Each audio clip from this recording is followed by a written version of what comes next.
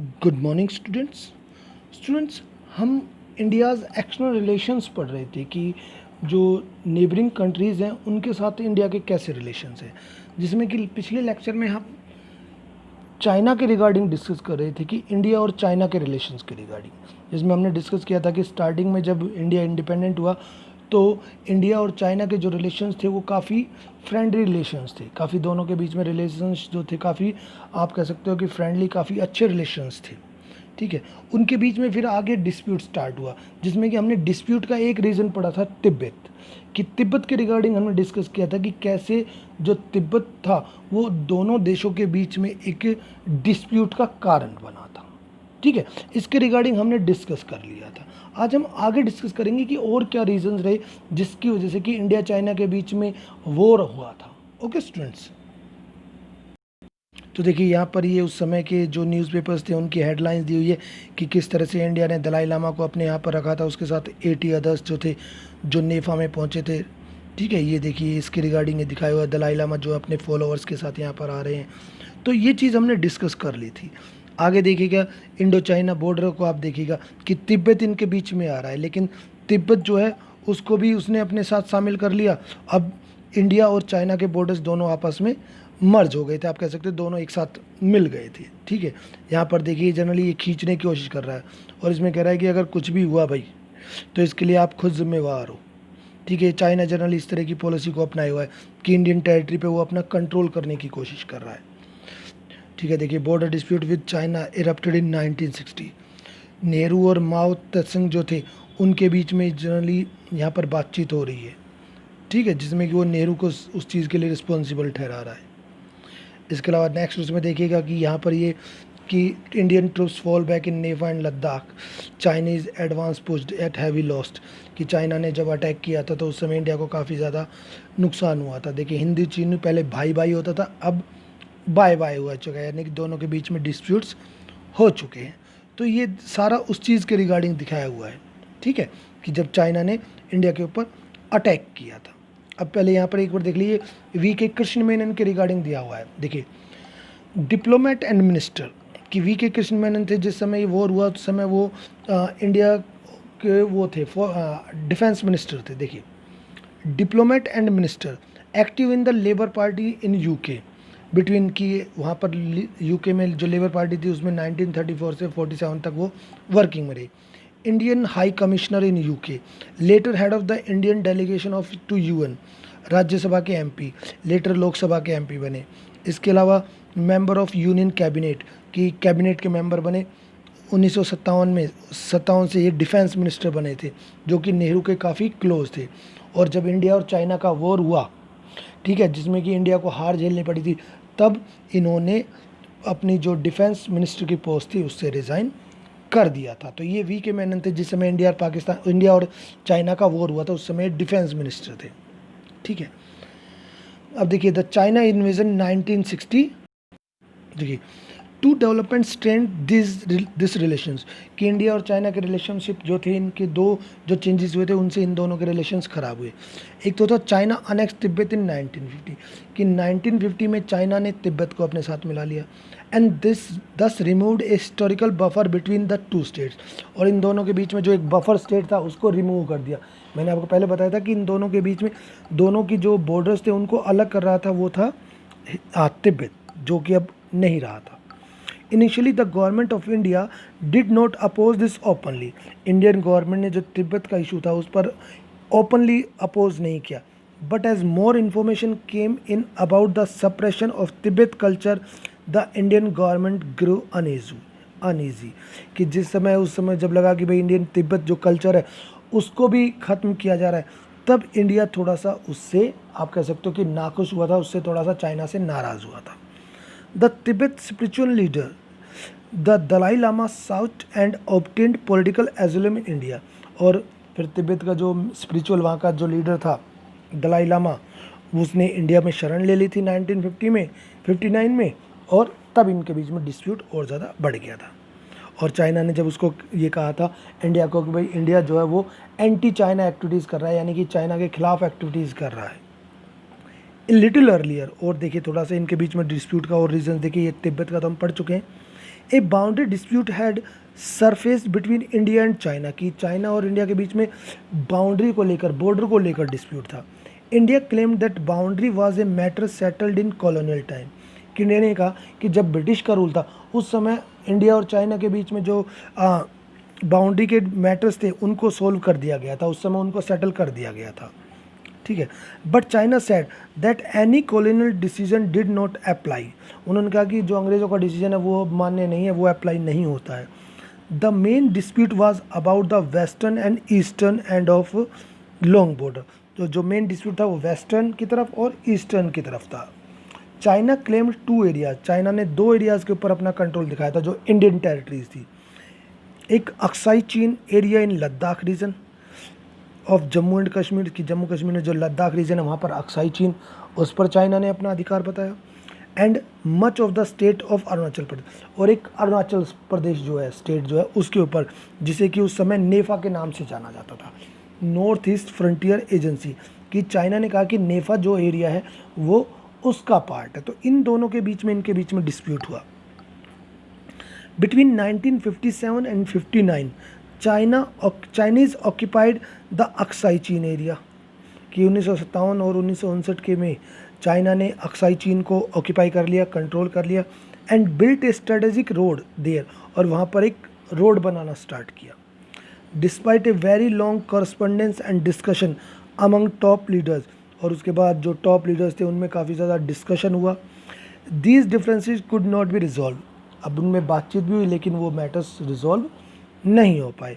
Several small border skirmishes between the armies of 2 countries took place, अब इनके बीच में जो बॉर्डर्स के बीच में थोड़ा बहुत आप कह सकते हो आर्मीज़ को वहाँ पर जनरली टुक प्लेस किया गया, लगाया गया कि भाई और ज़्यादा डिस्प्यूट ना पड़े, ठीक है। तो इनके बीच में अगर हम बात करें जो लड़ाई के जो कारण हुए, एक तो बॉर्डर डिस्प्यूट और दूसरा तिब्बत इशू, ठीक है। बॉर्डर डिस्प्यूट में अक्साई चीन और जो था नेफा, इन पर चाइना अपना क्लेम कर रहा था। Do you remember the Cuban missile crisis, आपको ध्यान होगा क्यूबन मिसाइल क्राइसिस हमने चैप्टर 1 में पढ़ा था, ठीक है।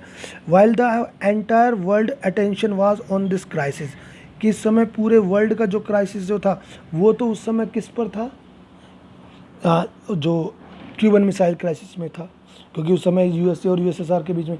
और देखो अब आपको ध्यान होगा क्यूबन मिसाइल क्राइसिस कब हुआ था, 1962 में, और चाइना ने इंडिया के ऊपर अटैक कब किया था, 1962 में।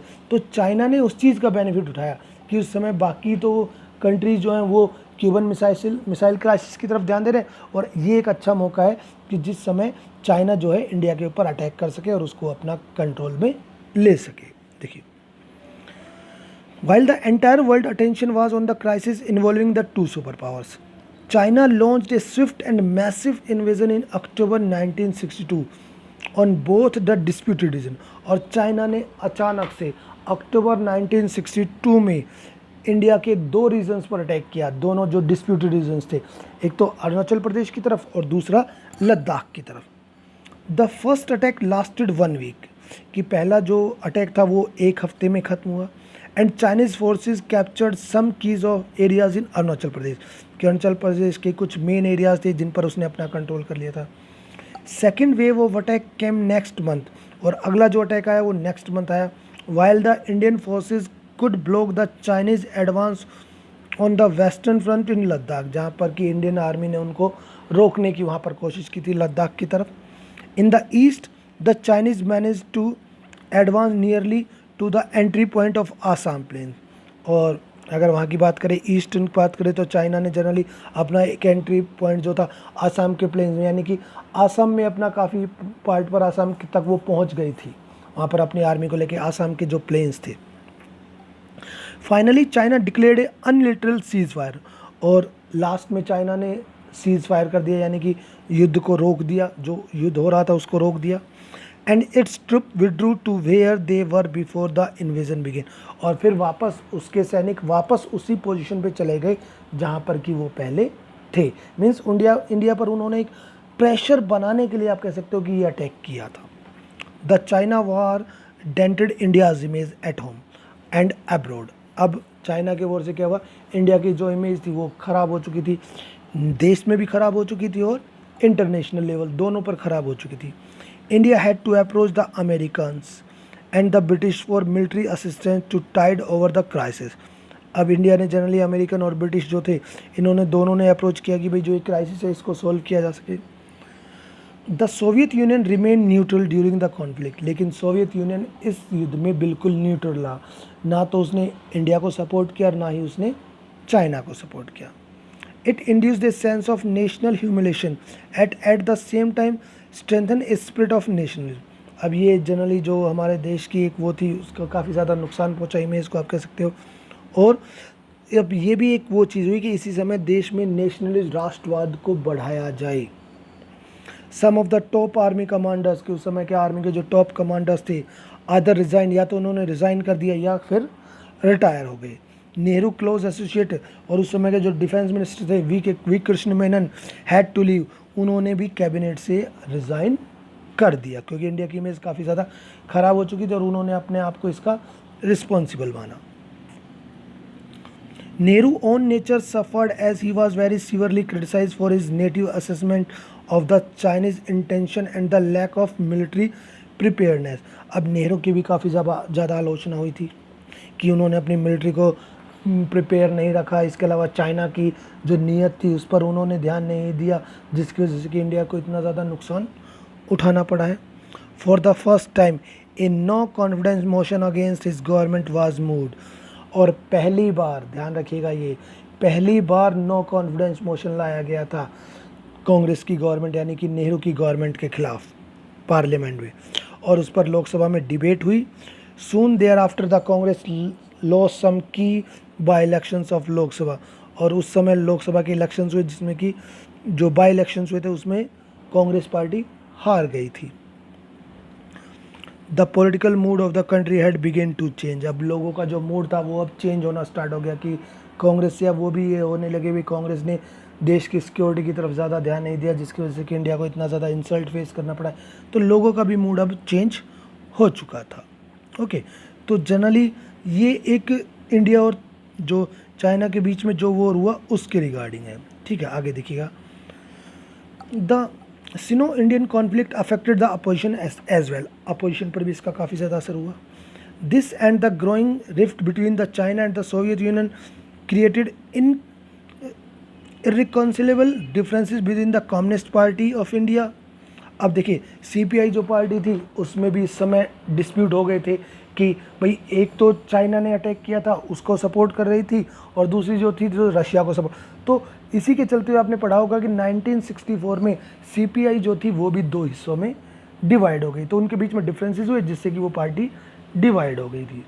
देखिए, जो यूएसएसआर से वो पार्टी थी यूएसएसआर के फेवर में थी, उन्होंने तो सीपीआई रखा, ठीक है, और जो चाइना के उसमें थी उन्होंने अपनी अलग पार्टी बनाई सीपीआई एम, ठीक है, ये दो party.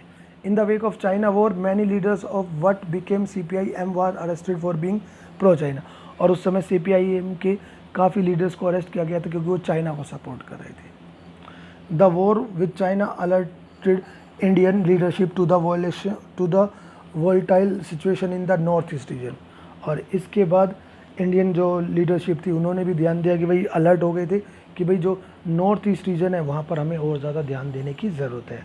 Apart from being isolated and extremely undeveloped, कि वो जो पार्ट था, आप देखिए कि जो ईस्टर्न पार्ट था वो अनडेवलप्ड था और उसकी तरफ ज़्यादा ध्यान नहीं दिया गया था स्टार्टिंग, अब उसकी तरफ ध्यान देना शुरू किया गया, वहाँ पर यूनिटी मेंटेन करने की और नेशनल इंटीग्रेशन के लिए कोशिश की जाने लगी।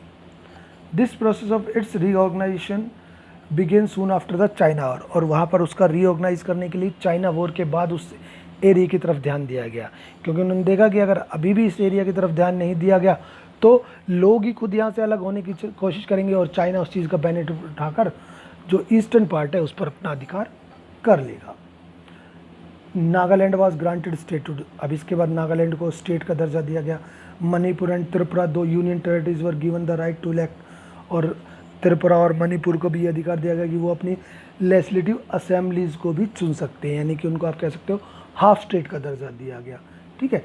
तो ये चेंजेस जनरली उस समय हुए थे जो इंडिया और चाइना का वॉर हुआ था। ओके, तो इंडिया और चाइना के जो रिलेशंस के बारे में ये था, ठीक है। और जनरली आपको ध्यान नहीं होगा कि हम फर्स्ट चैप्टर में भी पढ़ चुके हैं कि इनके रिलेशन को नॉर्मल करने के लिए क्या क्या स्टेप्स उठाए गए थे। फर्स्ट चैप्टर में हम जनरली ये इसके बारे में डिस्कस कर चुके हैं। Okay students, thank you.